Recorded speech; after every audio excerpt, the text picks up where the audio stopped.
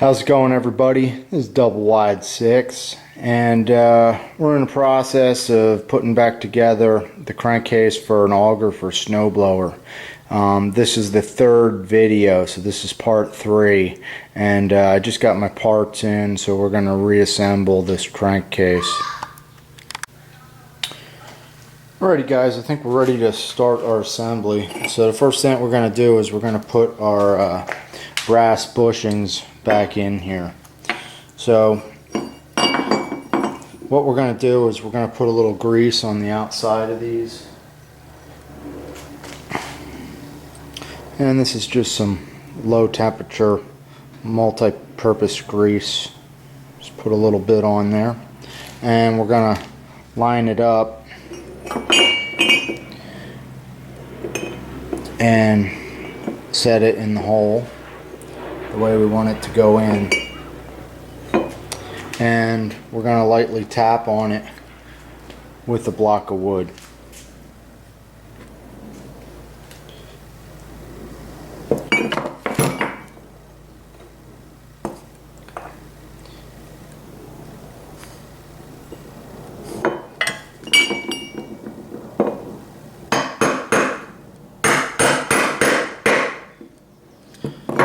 Probably a good idea to put some sort of cloth underneath that just to protect it a little bit.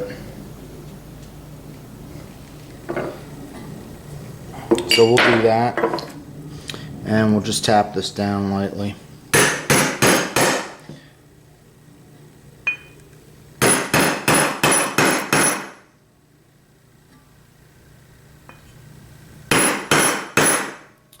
And I'd say we're bottomed out, so that looks good. And we're going to do the same with this one as well. And this is the second one. I'm just going to do the same process.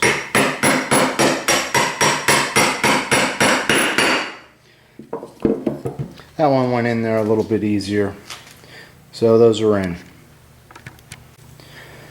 The next thing we're going to do is put in our new seals. The first thing you want to do is prepare the hole with a little bit of grease. That's going to help these seals kind of slide in here nicely. And already some grease pushed through from putting in that bushing. You're going to take your seal, and you want to make sure that you put this end down. That hollow end goes down so that the nice rounded rubber side sticks out.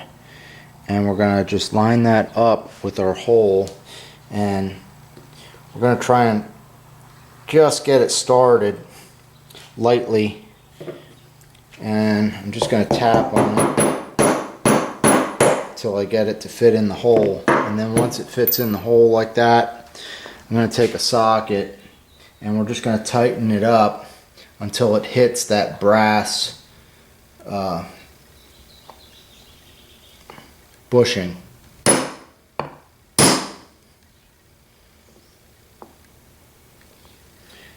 You just want to take your time and make sure it's seated properly. That looks pretty good. And we're going to do the same for the next one. So we're all lubed up. Here's the next bushing. We're going to make sure we get it in here the right way. So the rubber side's facing out. The hollow end goes towards the inside.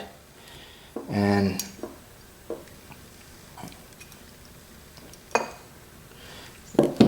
I'm actually going to take this block of wood to get it started.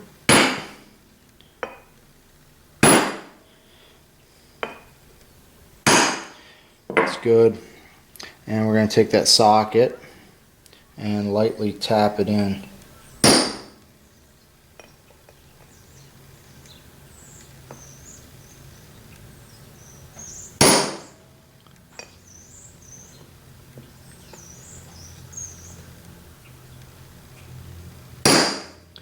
And once it seats, what you can do is flip it over, take the block, and give it one more tap, just to make sure everything's in there nice and tight.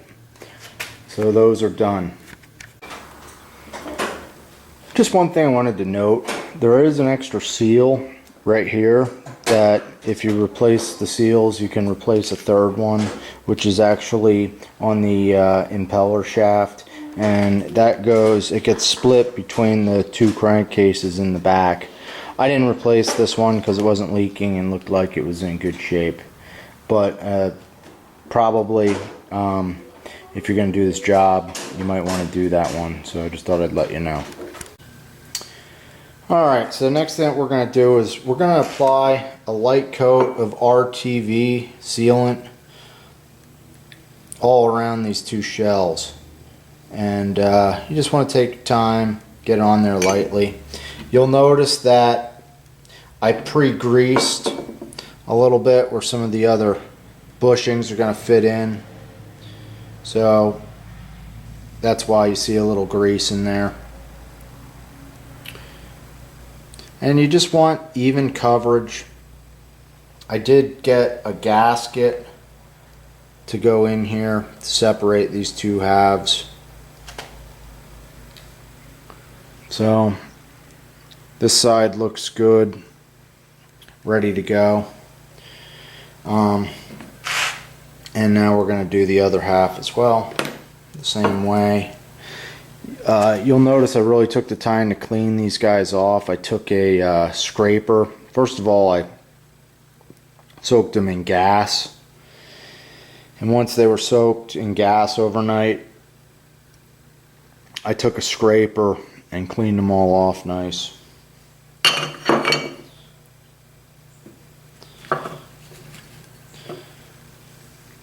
We're going to be putting in 75W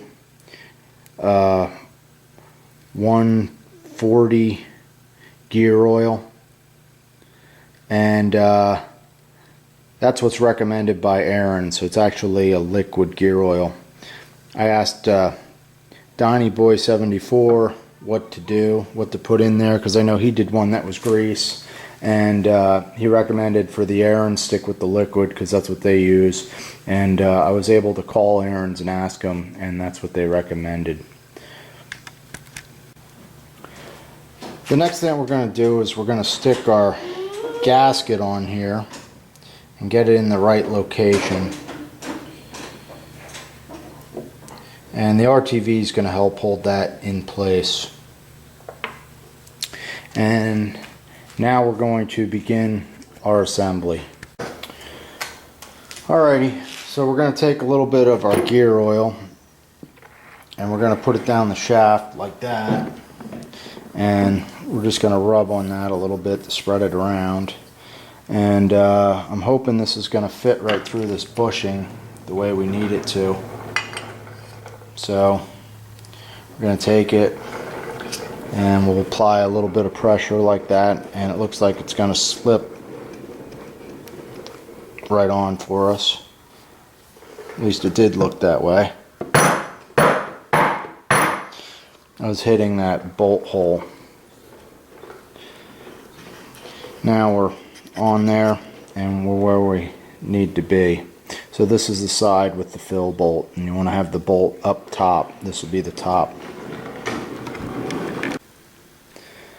The next thing we're going to have to do is, if you look, this gasket has a perforation where you can remove a piece. So you want to remove that next. Alright, so this is the part where you might need a third hand. I'm just going to put a little gear oil on all these areas. Just kind of work that around a little bit. And we also have the back bushing here, so I'll put some oil on that, and this is going to fit right on the end of this, like so. And hopefully you can see. And we're going to slide this right into place where it belongs. And you just want to make sure that you have your flat spot of the bushing in the right spot, and that looks good to me. And at this point we're gonna Put a little bit more oil on here. We'll fill it up before we run it. And we're going to slide on the other side. And I got to put a little oil on this shaft, that'll help. And I did lightly brush the shaft to smooth it out. So that should help this slide on.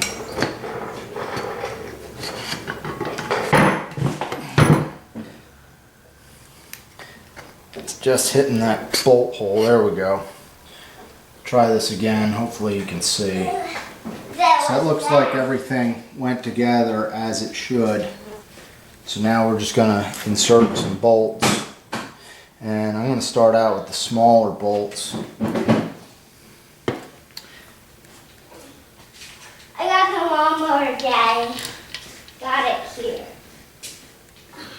Just because I think they'll be easier to get started. Dad, I got the lawnmower. You better fix it. He said the wire is broken. There's a broken wire. Yeah.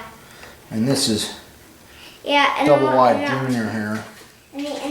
So I'm just going to put in these small ones, and that's going to help hold it together, and then we'll lock it down with the bigger bolts.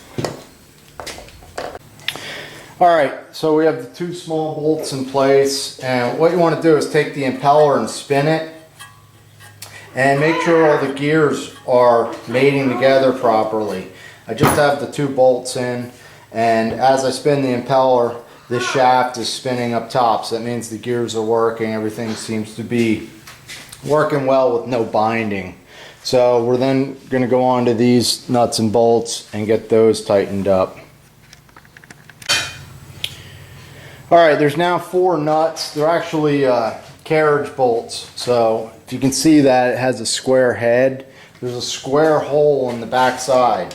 So the 2 shorter ones go towards the front of the unit, and the 2 longer ones go inside more towards the back of the unit. So we're going to put these on, and then we'll snug these guys up. Alright, so we will tighten these up in an angular pattern. So we're just going to not over tighten them, just snug them up, and we'll go corner to corner, catty corner. Alright guys, we got it back together, and this is basically the way it goes together. The auger shaft, or the impeller shaft, comes up on top of the gearbox. Okay, so it rides on top of that gear. I believe either way that this shaft goes, that you can have this end to the left or you can have this end to the right, and it'll still work both ways from what I could tell. And if you're facing the front of the machine, on the right hand side is where your drain plug should be, so the right hand side up top. I didn't put any oil in it. We're going to fill it up at the end when it's on level ground. And if you have everything together properly, you're going to snug up your bolts. You don't want to over tighten them, and you should be able to put this thing down on the table, and everything should spin and rotate nice and freely. A second test to make sure everything is right is to pick it up and spin the impeller, and if you're spinning the impeller, this shaft up here should be rotating as well, and that means that it's right. So the next thing we need to do is put our augers on there. Alrighty, so now we're at the point where we can put the augers on.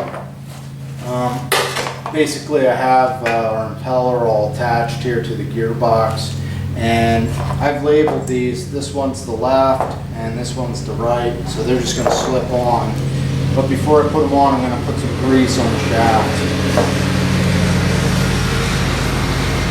That should keep them spinning nice and prevent the shaft from rusting.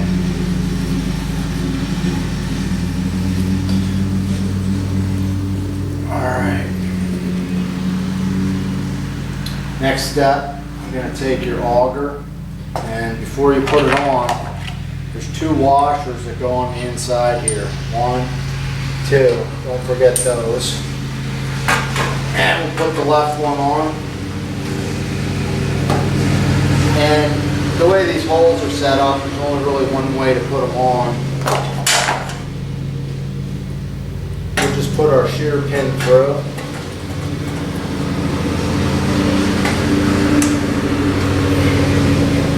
Line it up and it should slide in. And when you tighten these up, you want to leave a little play. They shouldn't be locked down solid.